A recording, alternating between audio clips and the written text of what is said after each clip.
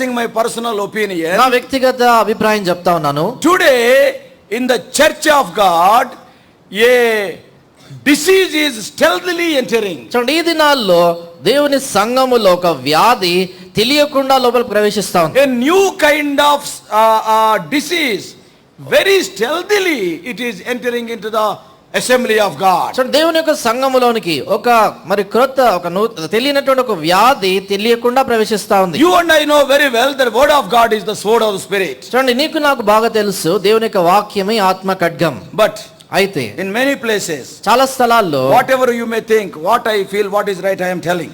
మీరేమనుకున్నా పర్లేదు కానీ నేను ఏదైతే సరే అనుకుంటున్నానో చెప్తా ఉన్నాను. In many places on our pulpits, some person who is saved from some Hinduism or somewhere, okay, we thank God because he is saved, but he is asked to explain how he is saved, and all the slokas, all the mantras, those things are uttered from the pulpit. That is very sad. మన యొక్క సమాజాల్లో pulpit మీద మన అన్య కుటుంబాల నుంచి రక్షణ పొందినటువంటి వారిని సాక్ష్యం చెప్పమన్నప్పుడు వారు ఆయా శ్లోకాలు వారికి సంబంధించిన ఆ సంగతులన్నీ కూడా చెప్పటము చాలా విచారకరం. He was that person may tell, ఆ వ్యక్తి చెప్పొచ్చు, I was worshipping those idols. నేను అప్పుడు ఆ విగ్రహాన్ని ఆరాధిస్తా ఉన్నాను.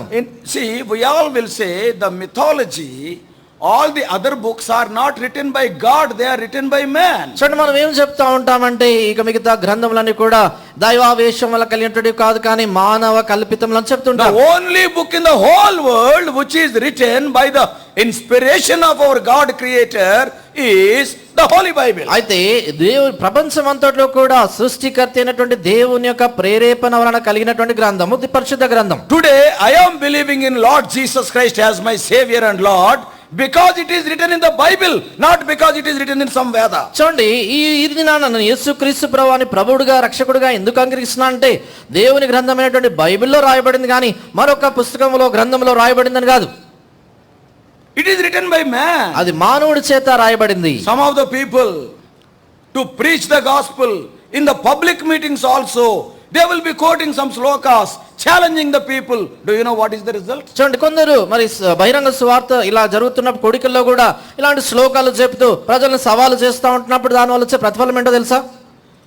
Law and order is affected. We are not going to give permission for Christian meeting. దాని వలన ఏం జరుగుతుందంటే చట్టము మనకు వ్యతిరేకంగా ఈ క్రైస్తవులకు ఇలాంటి సువార్త ఇలాంటి కోడికలకు మేము అవకాశం ఇవ్వమంటున్నాం. God has given the pulpit. God has given the opportunity. God has given you the opportunity to preach